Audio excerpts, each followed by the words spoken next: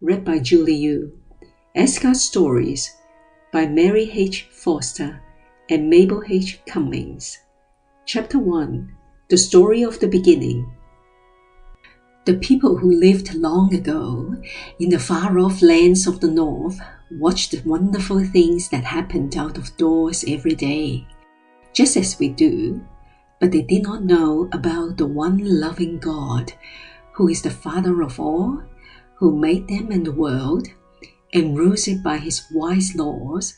So they thought there must be a great many unseen powers living in the clouds, in the wind, in the storms, and the sunshine, and doing all those wonders that no man could do. And so, those northern people, who were our own forefathers, came to believe in many gods, one for the sun, another for the thunder, another for the flowers, and so on. In the long dark winters, when the bright sun had gone away from them, these Northmen had time to think many thoughts about the powers of frost and wind and storms, which they called giants, and they used to tell stories and sing songs about the short bright summer, the thawing out of the streams and lakes, the coming of the birds and flowers. With great joy, the people saw the bright sun god, Balder, come back to them in the spring, after the long darkness, and knew that they owed their life to his friendly warmth and light. As we read the stories or myths told by those people long ago, we can see that they were meant to tell about the world around us. At first, the stories were told and sung from father to son, that is, from one generation to another. But later, when people learned how to write, these myths were written down and kept with great love and care. This is the story they told of the beginning. At first, before living creatures were in the world, it was all rough and without order. Far to the north, it was very cold, for ice and snow were everywhere. Toward the south, there was a fire, and from the meeting of the fire and the cold, a thick vapor was formed, from which sprang a huge giant. On looking about for some food, he saw a cow, who was also searching for something to eat. The ice tasted salt, and when the cow began to lick it, a head appeared, and at last the whole figure of a god stood before her. From these two, the giant and the god, came the two great races of giants and gods, who were always enemies to each other. The giants were constantly trying to break into Asgard, the home of the gods in the sky.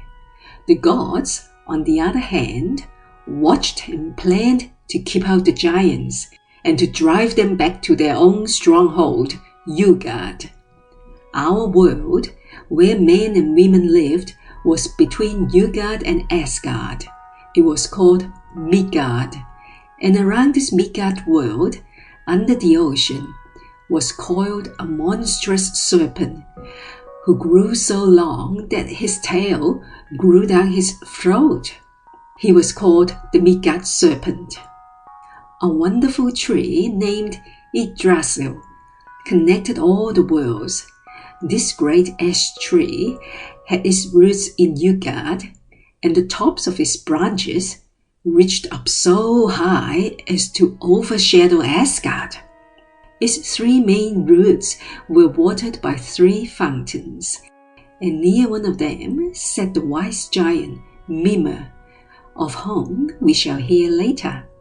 The Norns, three sisters, also lived at the roots of Yggdrasil, and were careful to see that it was watered every day. A little grey squirrel was always running up and down the tree, jacking his tail and hurrying to tell the news to everyone along the way. He was so anxious to be the first one to carry the news that many times he brought trouble to himself and to others. because he was not always careful to tell a story just as he had heard it. And often everyone would have been happier if the squirrel had kept the story quite to himself. The gods and goddesses all together were called the Aesir, and the chief and father of them all was Odin. His lofty throne rose high in the midst of Asgard, the sacred city, which the gods had built for their beautiful home. From Asgard, arching over and down to the lower world, was a rainbow bridge called Bifrost, the Trembling Bridge. Upon this, the dwellers in Asgard could travel every day, all except the mighty Thor. His thunder chariot was too heavy for the trembling bridge, so he had to go around a longer way. After the gods had made men and women and had taught them to dwell on the earth, in the world of Midgard, Odin looked forth one morning from his heavenly seat to see what further work was waiting for his helping hand. He noticed far away below him a race of small beings, some of them busy doing mischievous deeds, while others sat idle, doing nothing. Odin sent for all these little people to come to him, and when they had reached Asgard and were admitted to his palace of Glaisheim, they entered the great judgment hall, where they found all the Aesir sitting, with Father Odin at their head. The little people waited in a crowd near the door, wondering what was going to happen to them, while Hermod, the messenger of the gods, ran to his master to say that they had come. Then the All-Father spoke to the little dwarfs about their evil deeds among men, and he told the naughtiest ones that they must go and live down underground and look after the great furnace fire in the middle of the earth to keep it always burning. Some must get coal to feed the fire, and others still were to have charge of the gold and silver and precious stones under the rocks. Not one of these busy dwarfs must ever appear during the day. Only by night might they venture to leave their tasks. And now, said Odin, turning to the idle ones, what have you been doing? We were doing nothing at all, so we could not have harmed anyone, and we pray you to spare us, cried they. Do you not know that those who sit idle when they should be doing good deserve punishment too? Said Odin. I shall put you in charge of all the trees and flowers, and shall send one of the Aesir to teach you, so that you may be doing some good in the world. Then the little elves went to work among the flowers, and Frey, the bright god of summer and sunshine, was a kind master to them. He taught them how to open the folded buds in the sunshine, to fill the honey cups, and lead the bees along the flower passages to find their food, to hatch the birds' eggs, and teach the little ones their songs, and then each night to fetch the water for dewdrops, to be hung on every leaf and blade of grass. When their work was finished, and the moon had risen, these busy elves and fairies enjoyed many a happy evening, dancing and frisking on the green by moonlight.